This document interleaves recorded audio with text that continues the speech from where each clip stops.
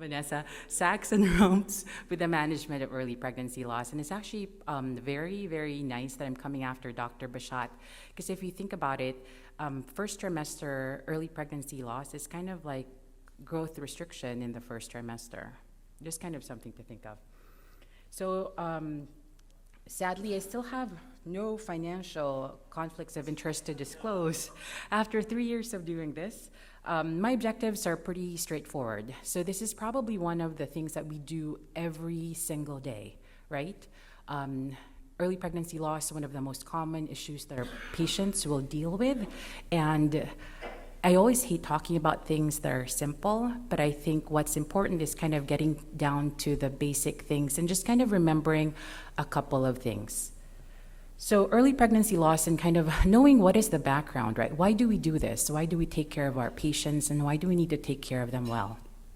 So first trimester pregnancy loss accounts for about 10% of all pregnancies. All clinically recognized pregnancies, and there are probably a lot more that remain unrecognized. Approximately 50% of all these cases are because of early pregnancy or because of fetal chromosomal abnormalities. And if you think about the most common risk factors, advanced maternal age and prior early pregnancy loss will be there. And these are things that we know well. So thinking about the incidence, right? If you're taking care of a woman who's less than age 35, the risk of early pregnancy loss will be less than 20%. Once you get to age 45, the risk of early pregnancy loss is 80%. So that's a pretty significant jump.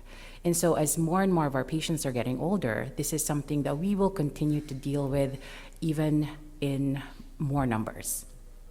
So these are terminologies that I want us to kind of go over quickly. These are all the terms that we grew up with, right, in training.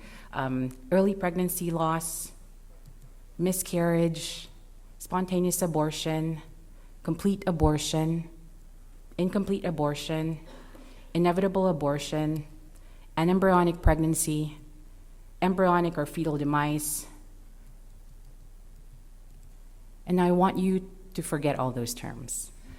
Because if you think about it, right, they're very good terms, right? We've grown up with them, but really from a practical standpoint, they're useless, right? Because if you use the word abortion for a patient, it brings up a lot of hurt, right? Because they think that abortion is elective pregnancy termination, but for us, it's a medical term. If you think about early pregnancy failure, it's someone has failed at something. So those are terms that we really should